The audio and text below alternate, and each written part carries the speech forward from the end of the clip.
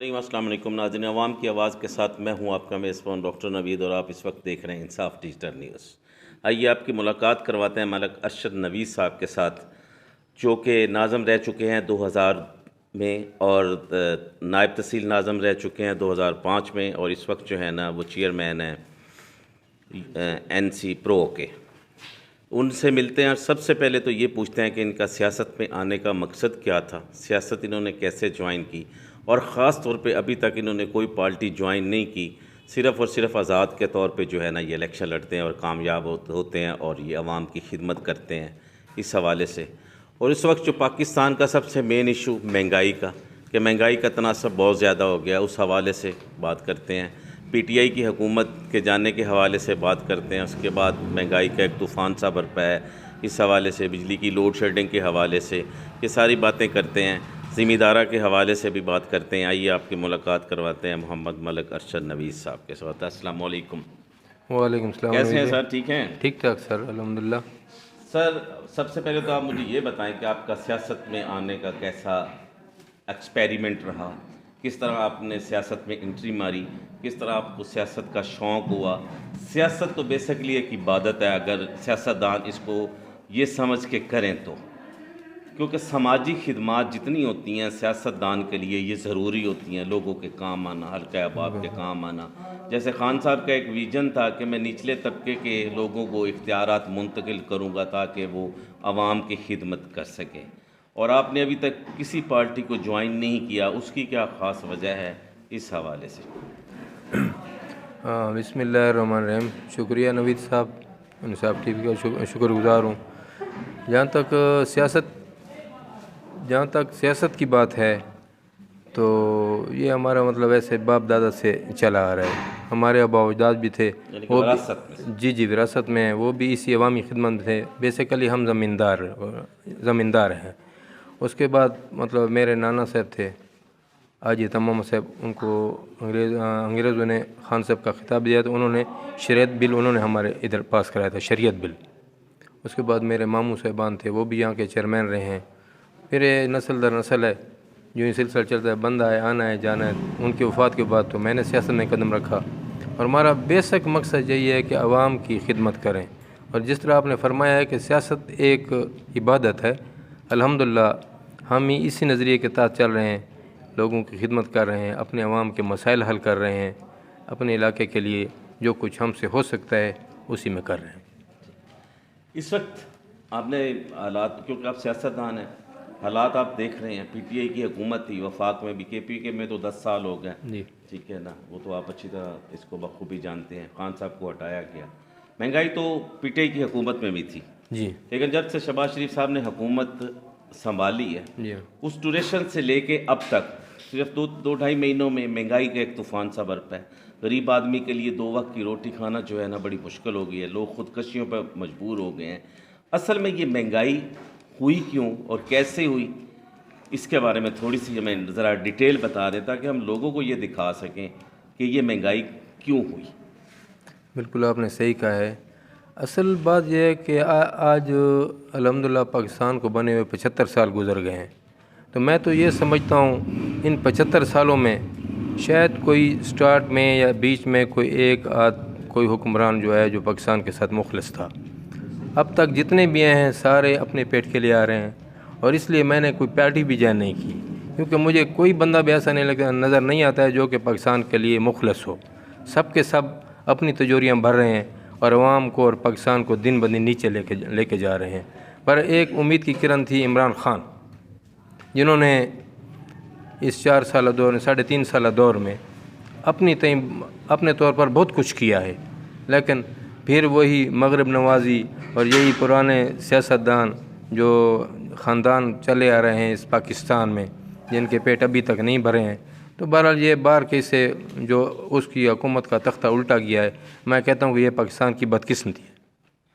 مطلب صاحب دیکھیں نا جی، 13 جماعتوں نے لانگ مارچ کیا آپ کے سامنے، ٹھیک ہے، اس وقت مہنگائی تھی، کیا اب 13 جماعتیں اکٹھی ہو گئی تو اس وقت مہنگائی نہیں؟ بالکل جی، مہنگائی تو اب کہاں گئے وہ مولانا صاحب، کہاں گئے بلاول بھٹو صاحب، کہاں گئے مریم نواز، کہاں گئے حمزہ شہباز، خود شہباز شریف صاحب، آصف زرداری صاحب، یہ اب سارے مل کے وہ باپ والے بلوچستان والے سارے اب کدھر گئے؟ اب ان کو کیا وہ جس طرح ہم لوگ کہتے ہیں کہ شورا پانی لگ گیا تو وہ آرام سے بیٹھ گئے، وہی بنگلے الاٹ ہو گئے ان کو وہاں پہ، تو وہ اس لیے جو ہے ان کو ساری سہولیات مل گئیں، تو اب ان کو عوام نظر نہیں آتی۔ پھر اس کا مقصد تو یہی ہے کہ وہ ہمارے لیے کچھ کرنے کے لیے نہیں آتے، صرف اپنی تجوریاں، جیسے آپ نے پہلے فرمایا کہ تجوریاں بھرنے کے لیے آتے ہیں، پاکستان کو نیچے کرنے کے لیے آتے ہیں۔ دیکھیے جی، مہنگائی جو ہوتی ہے نا وہ میرے خیال میں حکمران کے ہاتھوں میں ہوتی ہے۔ معیشت جب ملک کی معیشت مستحکم ہوگی تو مہنگائی بھی کم ہوگی۔ تو جتنے بھی حکمران ہیں انہوں نے ملکی وسائل کو استعمال کیا ہے، معیشت کی طرف کسی نے توجہ نہیں دی ہے، کیونکہ اس وقت جب تک ملک میں زر مبادلہ کے ذخائر نہیں ہوں گے تو اتنے تک مہنگائی کنٹرول نہیں ہو سکتی ہے۔ مہنگائی تھی، پہلے بھی تھی، عمران کے دور میں تھی، اس سے پہلے بھی تھی۔ اب جو پوزیشن ہے ڈالر کی ہے یا ہے وہ یہی ہے کہ ہمارے پاس زر مبادلہ کے ذخائر کم ہے، ہمارے مطلب روپے کی قیمت وہ ڈی ویلیو ہو رہا ہے، تو مہنگائی روز بروز اوپر چڑھ رہی ہے۔ سابقہ دور میں مطلب ان 3 سالوں میں بھی مہنگائی ہوئی ہے، لیکن جتنے تک ان حکمرانوں کی، ان بیوروکریٹس کی یہ شے خرچیاں، یہ فضول خرچیاں، یہ عیاشیاں ختم نہیں ہوں گی، اتنے تک ملک کبھی بھی ترقی نہیں کر سکتے۔ ہم نے دیکھا خان صاحب تو ایک کپ چائے کو 4 بسکٹ کے علاوہ دیتے ہی کچھ نہیں تھے۔ ان کے دور میں تو وہ ٹھیک ہے پانی کی بوتل ہی، بلکہ ارشد شریف صاحب نے ایک پروگرام بھی کیا تھا، شاید آپ نے دیکھا کہ پانی کی آدھی بوتل بھی وہ ضائع نہیں ہونے دیتے تھے، بلکہ اس کو پیتے تھے کہ یہ پانی ضائع نہ ہو۔ دیکھیں جی، جہاں تک خان صاحب کا تعلق ہے، کیونکہ میں نے ابھی تک کوئی پارٹی جوائن نہیں کی ہے، نہ میں تحریک انصاف سے ہوں، جہاں تک ہے ان کی شخصیت اور ان کی ذات کی بات ہے تو ہم ان پر مطلب بالکل مطمئن تھے، ان کی ایمانداری پر، ان کی ملک کے ساتھ اخلاص پر۔ لیکن بدقسمت شومی قسمت کے ایک تو ان کو ٹیم نہیں ملی ہے، باقی یہ جو 75 سال کی ان کی مطلب بیوروکریسی بیٹھی ہوئی ہے، ایڈمنسٹریشن بیٹھی ہوئی ہے، انہوں نے اس کو چلنے ہی نہیں دیا ہے، کیونکہ یہ نہیں چاہتے ہیں کہ ملک ترقی کرے یا کوئی ایسا حکمران آ جائے یا جس سے ملک کو فائدہ ہو، تو اس لیے ان کو مطلب فلاب کر دیا ہے۔ تو وجہ یہی ہے سر۔ بات خان صاحب کا احتجاج بھی تھا، آپ نے دیکھا ہوگا پریڈ گراؤنڈ میں، جی ٹھیک ہے، آپ خان صاحب نے تقریر بھی کی، بلکہ باقی بھی جتنے بھی پی ٹی آئی کے لیڈران تھے انہوں نے بھی تقریریں کی۔ جی کس نظر سے وہ دیکھ رہے ہیں آپ ان کی رات کی سپیچ کو، عوام کے لیے ان کے لیے نکلنا؟ بلکہ عوام تو اب نکل رہی ہے اپنے لیے، کیونکہ مہنگائی جو ہو گئی، ٹھیک ہے، اور ہمیں بھی خود بخود نکلنا چاہیے بغیر کسی لیڈر کے کال کے بھی، ٹھیک ہے، کیونکہ حالات اگر اسی طرح رہے ہمارے تو ملک دیوالیہ کی طرف جا رہا ہے، جیسے سری لنکا کا حال ہوا ہے، یہ نہ ہو کہ اللہ معاف کرے کہ پاکستان کا بھی یہ حال ہو، ٹھیک ہے، اس حساب سے بات کریں۔ سر یا اس بات پر تو میں آپ کو ایک علامہ اقبال کا شعر سناؤں گا کہ خدا نے آج تک اس قوم کی حالت نہیں بدلی، نہ ہو جس کو خود اپنی آپ حالت بدلنے کا۔ تو میں تو یہ کہتا ہوں کہ میں یہ نہیں کہتا کہ لوگ عمران خان کے لیے نکلیں یا مولانا فضل الرحمان کے لیے نکلیں یا زرداری صاحب کے لیے نکلیں یا نواز شریف کے لیے نکلیں، کہ اب وقت یہ آ گیا کہ لوگوں نے اپنی تقدیر خود بدلنی ہے۔ یہ حکمران جو ہے نا، مجھے نہیں لگتا ہے کہ یہ ہمارے پاکستان کی یا عوام کی تقدیر بدلیں گے۔ تو لوگوں کو چاہیے کہ اپنے اچھے برے کی تمیز کریں، یہ نہیں ہے کہ کسی جس پر سے ایفیلیشن ہے، اگر وہ بندے ہمارے لیے مخلص نہیں ہے تو اس کو کیا کرنا ہے؟ پاکستان ہے تو ہم ہیں، پاکستان کی معیشت ہے تو ہم ہیں۔ اب یہ دیکھیں کہ ہمارے ڈالر روپے کی قیمت کیا ہو گئی ہے، 200 تک پہنچ گیا ہے ڈالر، 200 سے اوپر، پیٹرول 250 تک پہنچ گیا ہے، ڈیزل 275 تک پہنچ گیا ہے۔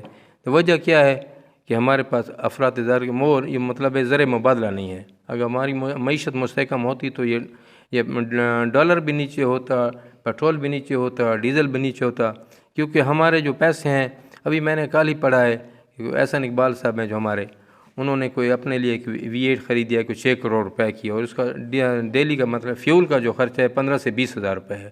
انہوں نے پچھلے ہفتے جو ٹور کیا ہے لاہور کا، تو اس میں تقریباً 70,000 کا انہوں نے فیول جلایا ہے۔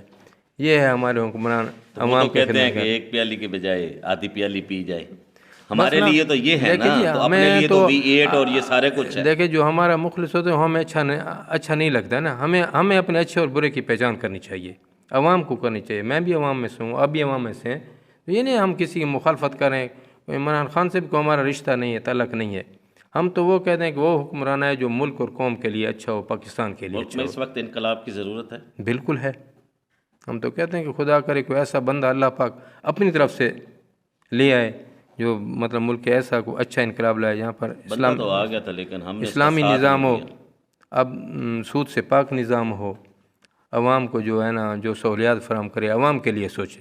ذمہ دارہ کے حوالے سے کیا کہیں گے آپ؟ ماشاء اللہ یہاں پہ ذمہ دارہ کر رہے ہیں، بس یہ زمینداری کی جو پوزیشن اب بن گئی ہے، مسائل کے حوالے سے تھوڑا سا ہمیں بتا دیں۔ اب زمیندار جو ہے نا سر، وہ روز بروز نیچے جا رہا ہے۔ اب فرٹیلائزر کو دیکھ لیں، یعنی کہ ڈی اے پی جو ہے وہ 10,000 کراس کر گئی ہے، یوریا 3,000 پر پہنچ گئی ہے، پیسٹی سائڈ جو ہیں، اب زمیندارہ ایک انڈسٹری بن گیا ہے۔ جتنا کہ انویسٹمنٹ نہیں کریں گے تو انکم نہیں ہوگی۔